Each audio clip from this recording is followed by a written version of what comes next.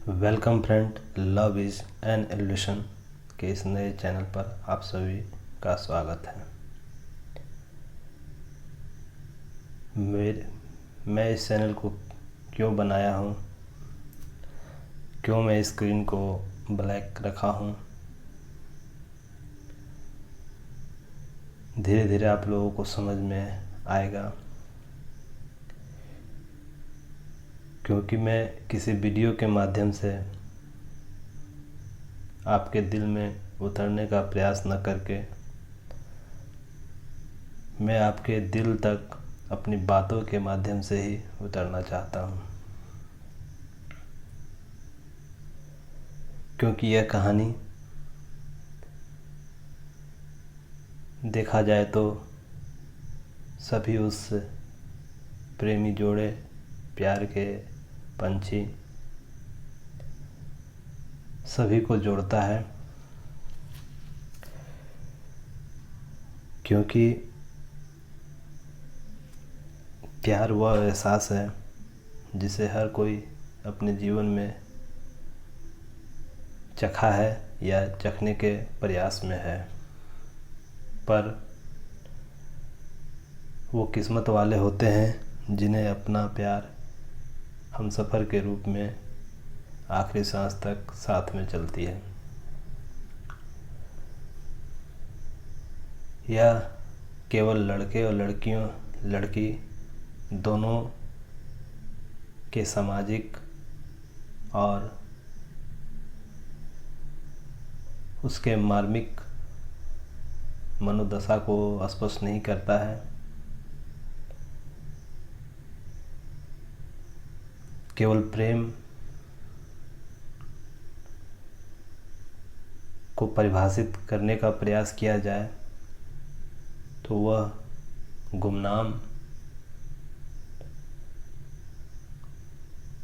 ही ज़्यादा उपयुक्त नज़र आता है। क्योंकि प्रेम को, प्यार को जितना जग के सामने खोला जाए उसके रूप हमें अनेक रूपों में देखने को मिलता है। फिर भी मैं अपने ज़िंदगी में जो इस अनुपम एहसास को महसूस किया है उसे मैं आप लोगों के सामने ज़रूर लाना चाहता हूँ। और इससे किसी के व्यक्तिगत जीवन को सार्वजनिक करने का कोई मतलब नहीं है। क्योंकि अगर ये कहानी और लोगों के तक न पहुँचे तो मुझे लगता है कि जो गलतियाँ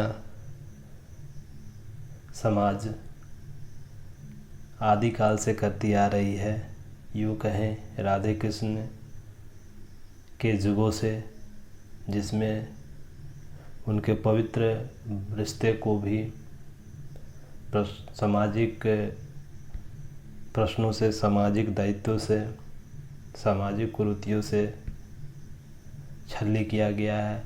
और वह निरंतर हर काल में आज तक हमारे समाज में किसी न किसी रूप में देखने को मिलता है।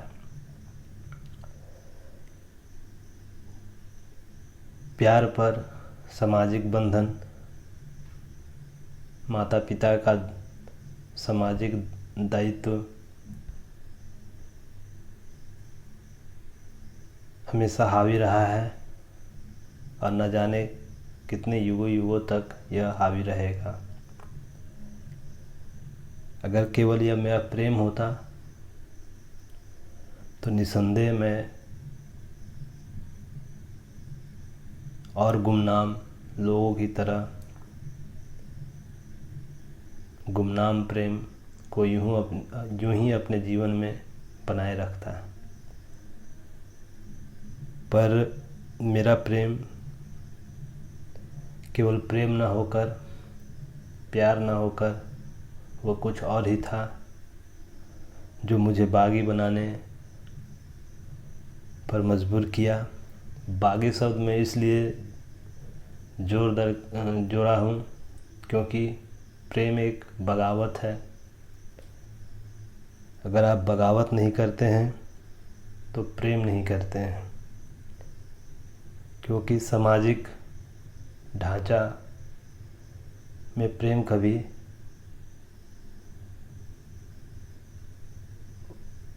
को कभी उचित स्थान दिया ही नहीं गया है।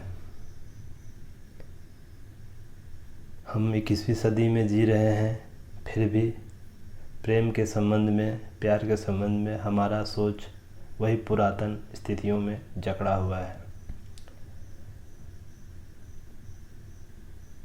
शुरुआत कहाँ से करूँ? कल, आज या जो आने वाला कल है वहाँ से।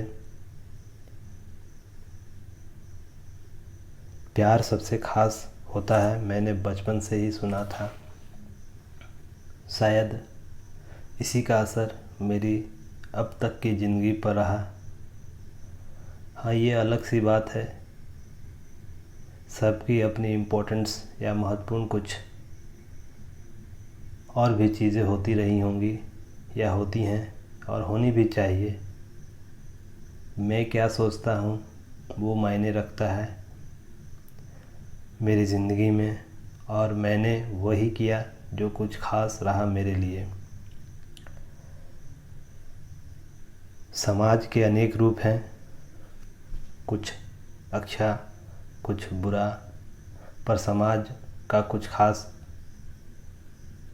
महत्व है, या यूँ कहें समाज कुछ ख़ास है। ये वो दहलीज़ है जिसने भी इस दहलीज़ को पार किया बागी बन गया। मैंने भी कुछ ऐसा ही किया था समाज के लिए, मैं भी बागी बन गया। मैं अपनी सुनाऊं उससे पहले कुछ सवाल हैं समाज के इन ठेकेदारों से। प्यार करना गुनाह कब तक रहेगा? कब ये समझा जाएगा कि प्यार वो पवित्र बंधन है जिसे केवल इस दुनिया में ही नहीं, अनंत लोक में भी मोक्ष दिला सकता है? कब समाज ये समझेगा कि जो दो प्यार करने वाले को अलग करते हैं तो वो न केवल जिंदा ही मार देते हैं बल्कि अपने सपने, इच्छाएं और न जाने क्या क्या मार दिया जाता है उनका। क्या लगता है लड़की के पिता को केवल लड़की को इसलिए किसी और के खूंटे में बांध देते हैं कि ये उनकी शान के खिलाफ है? ज़रा ये भी तो सोचे वो पिता, यदि उनकी बेटी का मन कहीं किसी और के पास और उसका तन कहीं किसी और के पास, तो पिता ने उस लड़की का क्या कर दिया?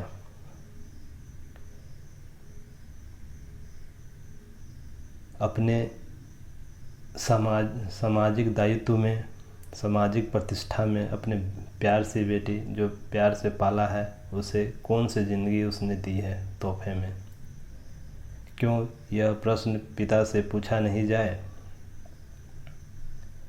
क्या लगता है लड़की के पिता या लड़के के पिता को लड़के को इसलिए रोक दिया जाता है कि वह उसकी समाज में इज्जत डुबा देगा? या उससे सवाल है क्या इससे लड़का ज़िंदा रह पाएगा? उन माता पिताओं से यह सवाल है, क्या इन सब परिस्थितियों में वो लड़का ज़िंदा रह पाएगा? वो तो एक ज़िंदा लाश बनकर अपनी ज़िंदगी काट रहा होगा। पर इसका एहसास न उन परिजनों को रहता है, न उन समाज को जिसकी खोखली दंभ सभी लोग भरा करते हैं। प्रश्न तो बहुत है, फिलहाल इतना ही प्रश्न शेष है। मैं अपनी इस कहानी को आप तक विभिन्न सीरीज़ों में लाऊंगा, जिसमें आप सभी किसी न किसी रूप में अपने आप को वहाँ पाएंगे। आपने अपनी ज़िंदगी में क्या खोया, क्या पाया, या क्या पाने की इच्छा रखते हैं, ये इम्पोर्टेंट तो है ही, पर उससे कहीं ज़्यादा इम्पोर्टेंट है आपकी रूह की तड़प कहाँ तक सही है। हमारा माटी का शरीर है, इसकी 3 गतियाँ ही होती हैं, या तो जला दी जाती है, या दफना दी जाती है, या खुले में छोड़ दी जाती है। पर आत्मा अमर है, अजर है। आत्मा का अस्तित्व ही अस्थाई है। अगर आत्मा संतुष्ट है तो एक लोक संतुष्ट है, मेरा यह मानना है।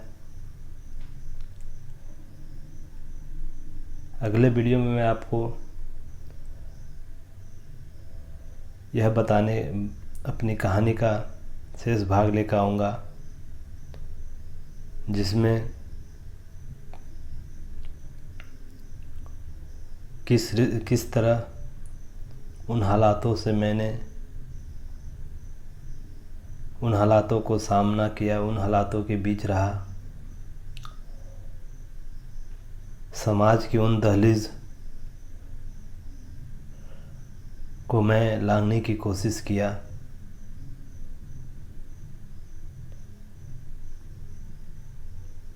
और मैं इस सीरीज़ को नाम देना चाहता हूँ, जिसे society as a rapist and murderer. कैसे एक सोसाइटी रेपिस्ट होता है, कैसे एक सोसाइटी मर्डरर होता है, इस पर पूरी सीरीज लेकर आऊँगा। तब तक के लिए आप लोग इसे महसूस करें। कुछ प्रश्नों के साथ आप लोगों को छोड़े जा रहा हूँ। धीरे धीरे मैं आप लोगों के साथ और भी बेहतर तरीके से जुड़ूंगा, क्योंकि यह दिल की बात है। कहीं बातें हिचकचाती हैं, कहीं बातें रुकेगी, पर मनोभाव एक ही होगा, प्रेम। और प्रेम में आपका अस्तित्व। धन्यवाद।